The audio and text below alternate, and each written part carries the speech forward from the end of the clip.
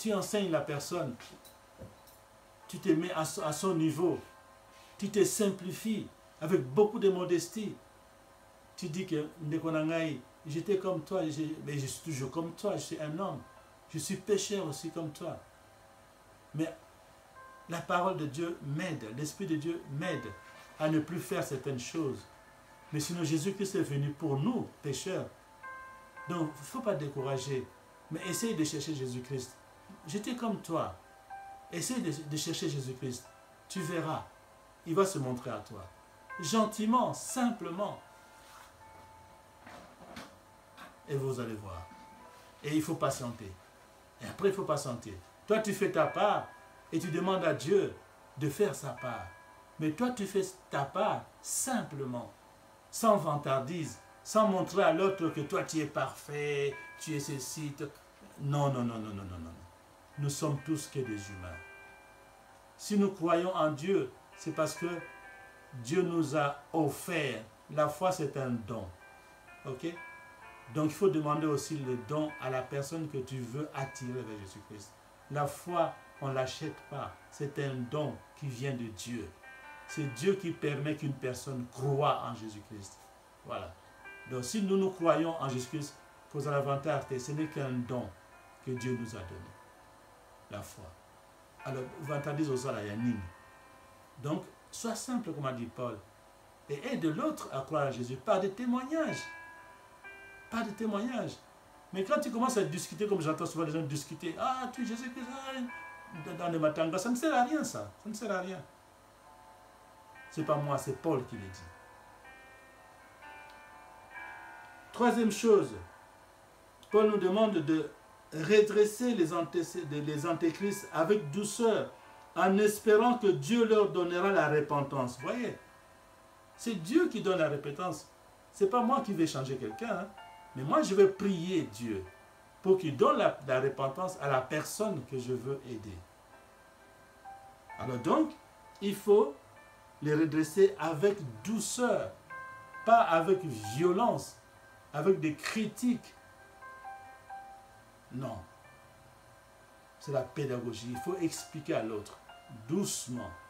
Prier pour que Dieu lui donne la repentance. Priez beaucoup pour la personne. C'est ce que j'ai dit l'autre fois. Avant d'aller parler à la personne, tu pries. Parce que ce n'est pas toi qui vas changer, ce n'est pas moi qui vais changer la personne.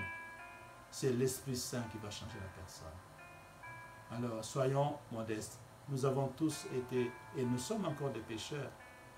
Mais c'est l'Esprit Saint qui nous aide à ne plus commettre les péchés que nous commettions avant. Ok?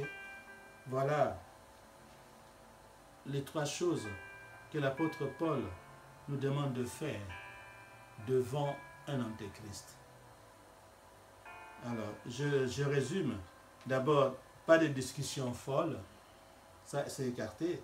Ensuite, pas de querelle, ok? Et enseigner, attirer l'autre avec douceur.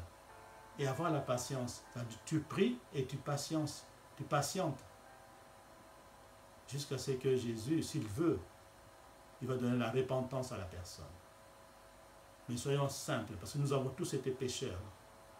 Et nous sommes encore des pécheurs. Mais nous faisons des efforts. Et c'est grâce à l'Esprit Saint que nous ne commettions plus d'autres péchés. Alors soyons modestes. Ça, c'est la première chose. Comment se conduire devant un antéchrist? Donc, pas de discussion, pas de querelle. Douceur, pédagogie. Deuxième chose, ne pas recevoir les enseignements d'un antéchrist dans votre maison. Ok? Tu sais que la personne ne croit pas en Jésus-Christ. Et tu vas le recevoir pour qu'il vienne t'enseigner dans ta maison. Tu sais que la personne est dans une sorte de loge, de secte et tout ça. Tu vas suivre ses enseignements. Mais tu joues avec le feu. Ça, c'est écrit dans 2 Jean, deuxième épître de Jean, au chapitre 1, versets 9 et 11. 2 Jean, chapitre 1, versets 9 à 11. Je lis la parole de l'Éternel. Quiconque va plus loin et ne demeure pas dans la doctrine de Christ n'a point Dieu. Voilà. Jean est clair. Quiconque va plus loin et ne demeure pas dans la doctrine de Christ n'a point Dieu. Ça vous rappelle quoi? L'apostasie qu'on a vue dimanche passé. C'est quelqu'un qui ne demeure pas ou plus dans la doctrine de Christ. Cette personne-là a quitté la doctrine de Christ. Donc ça, c'est l'apostasie. Alors ici, Jean nous dit, quiconque va plus loin et ne demeure pas dans la doctrine de Christ n'a point Dieu. Celui qui demeure dans cette doctrine, c'est-à-dire dans la doctrine du Christ, a le Père et le Fils. Ça, je l'avais dit aussi la fois passée. Beaucoup disent que nous croyons à Yahweh, mais nous ne croyons pas à Jésus-Christ. C'est faux. Mais tu ne peux pas, c'est impossible. Ça, c'est contraire à la parole. La parole nous dit, c'est lui qui demeure dans cette doctrine, c'est-à-dire qui demeure dans la doctrine de Christ, a le Père et le Fils. Et toi, tu vas voir que le Père et pas le Fils. C'est quelle Bible tu lis, toi? C'est impossible. Verset 10. Si quelqu'un vient à vous et n'apporte pas cette doctrine, donc si quelqu'un vient à vous, chez toi à la maison, et n'apporte pas la doctrine de Christ, qu'on a vu la doctrine de Christ, ne le recevez pas dans votre maison. Ce n'est pas moi, c'est écrit. 2 Jean, chapitre 1, verset 10. 2 Jean, chapitre 1, verset 10. Si quelqu'un vient à vous et n'apporte pas cette doctrine, c'était la doctrine du Christ, ne le recevez pas dans votre maison et ne lui dites pas salut. Ne le saluez même pas. Vous voyez, c'est plus dur encore. Parce qu'on ne joue pas avec le feu. Tu sais que cette personne-là est dans une sorte de loge. Cette personne-là, elle fait des choses bizarres. Il est dans un mouvement bizarre. Il n'est pas dans la doctrine du Christ, tu le sais. Mais tu vas écouter son enseignement, pourquoi? Ça, c'est une mauvaise curiosité. Hein? C'est une mauvaise curiosité. Tu joues avec le feu. Là, Jean dit, non, ne jouez pas avec le feu. Ne le reçois pas. Et Jean, il va même plus loin, l'apôtre Jean. Il dit, ne dites même pas bonjour. Ça veut dire qu'il ne faut pas créer des relations. Parce qu'en France, ou en français, on dit, dis-moi qui tu entres, je te dirai qui tu es. Dis-moi avec qui tu sors, et je te dirai qui tu es. Montre-moi tous tes amis là, et je te dirai qui tu es, toi. Montre-moi toutes les personnes que tu fréquentes, je te dirai ce que tu es. Car celui qui dit salut participe à ses mauvaises œuvres. Ça, c'est le verset 11. Si tu reçois cette personne qui n'est pas dans la doctrine du Christ et tu le sais, tu participes à l'œuvre de cette personne-là. Tu encourages cette personne-là. Alors faisons vraiment attention. Et en plus, comme nous avons dit plus loin, ces personnes-là utilisent la puissance de Satan. Et si tu les reçois, et toi tu n'es pas habité par l'Esprit Saint, c'est sûr que tu vas perdre. Il va te séduire. Parce qu'il va te dire des choses qui vont dépasser ton entendement. C'est pour vous voyez des gens qui ont étudié, qui ont des diplômes, mais qui sont dans des sectes. Tu te dis, mais comprendre. Tu peux avoir des diplômes, ce n'est pas une question de diplôme. Là, on parle de la puissance spirituelle. La puissance de Satan est au-dessus des connaissances universitaires. Nos connaissances universitaires, c'est rien devant la puissance de Satan. Pour gagner Satan, il faut être habité par l'Esprit Saint de Dieu. Là, tu peux gagner Satan. Mais quand tu vas aller accepter chez toi n'importe qui vient avec des enseignements bizarres, c'est que tu n'es pas habité par le Saint-Esprit. Parce que là, le Saint-Esprit nous dit, il faut éviter de telles personnes. Il ne faut pas les recevoir chez toi. Il ne faut pas écouter leurs enseignements. Mais toi, tu fais le contraire de la parole de Dieu. Mais la parole de Dieu ne va pas te protéger. Vous rappelez-vous de la tentation d'Ève dont je vous ai parlé, Adam et Ève. Ils ont chuté pourquoi? Parce qu'ils n'ont pas pratiqué ils n'ont pas obéi à la parole de Dieu, qui leur a dit ne mangez pas ça. Et toi, l'apôtre Jean te dit, ne reçois pas les gens de loge, de tous ces mouvements-là chez toi. Toi, tu vas les recevoir pour les écouter. Mais tu fais le contraire de la parole de Dieu. Mais tu vas chuter. Parce que tu n'es pas plus fort que la puissance du diable. Sans l'Esprit Saint, tu n'es rien. Le diable peut t'écraser, peut te séduire. Hein? Peut te séduire. Alors faisons attention. Faisons attention. Ne recevons pas ces gens-là. N'écoutons pas leurs enseignements. Ils utilisent beaucoup de moyens, de films, de chants, de tout ça. N'écoutez pas tous ces trucs-là. C'est très dangereux. On ne joue pas avec le feu. Voilà mes frères et sœurs.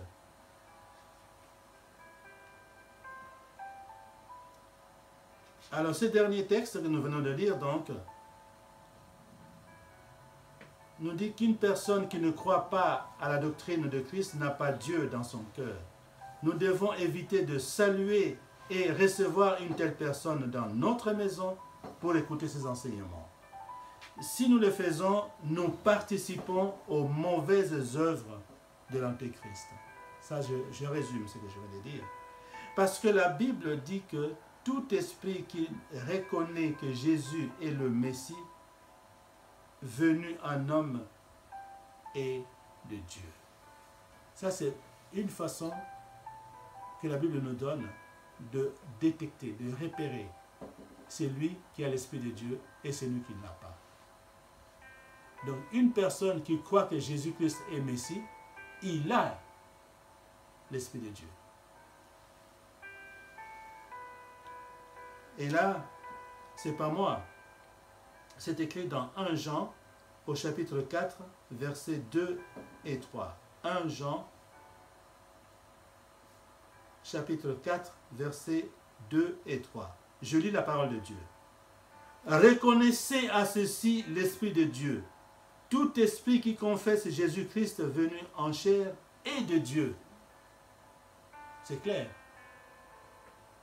Une personne qui croit que Jésus-Christ est Dieu, il est venu de Dieu, il est mort sur la croix pour que Dieu nous pardonne, il est le Messie. Une personne qui déclare cela, qui proclame cela, il a l'Esprit Saint de Dieu. Verset 3. Et tout esprit qui ne confesse pas Jésus-Christ n'est pas de Dieu. C'est celui de l'Antéchrist dont vous avez appris la venue et qui maintenant est déjà dans le monde. Et voilà. C'est ce que j'ai dit tout à l'heure. Et ça, c'est écrit dans 1 Jean au chapitre 4, versets 2 et 3. Comment reconnaître si quelqu'un a l'Esprit de Dieu ou s'il n'a pas l'Esprit de Dieu?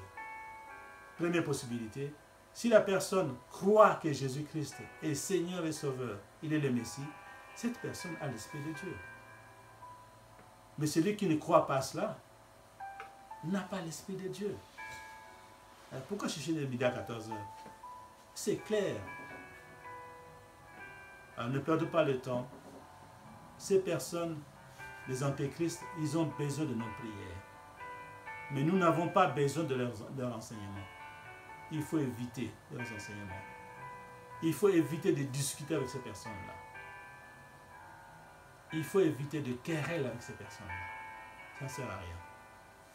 Il faut les enseigner avec douceur, avec modestie, avec beaucoup d'humilité, avec beaucoup de sagesse. Et surtout, prier pour eux, pour que Dieu leur donne la repentance. Parce que la foi vient de Dieu.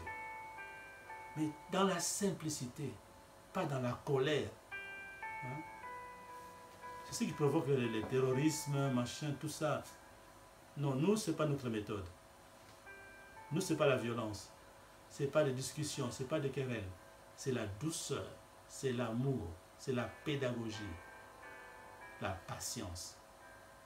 Autrement dit, je fais ma part et je laisse Dieu faire sa part. Dans la simplicité et avec foi au nom de Jésus-Christ. Voilà mes frères et sœurs, comment procéder. Donc je vais finir par vous dire que ne nous laissons pas séduire par les miracles, les signes et les prodiges que font les gens qui n'ont pas ou qui ne sont pas avec Jésus-Christ. Il faut d'abord vérifier si cette personne a vraiment l'Esprit de Dieu. Nous avons vu comment détecter si la personne a l'Esprit de Dieu. C'est quand la personne confesse que Jésus-Christ est Seigneur et Sauveur. Il confesse que Jésus-Christ est le véritable, il est le vrai Dieu. Celui-là a l'Esprit de Dieu. Tu vérifies d'abord cela. Si oui, suis-le. Sois avec cette personne-là, parce qu'il est comme toi. Parce que lui et toi, vous êtes dans la doctrine de Christ. Et surtout, ne reçois pas dans ta maison. Et là, la parole insiste. Ne reçois pas dans ta maison une personne qui n'est pas dans la doctrine de Christ. Ne discute pas avec elle. Au contraire, prie pour elle et enseigne-la, n'est-ce pas?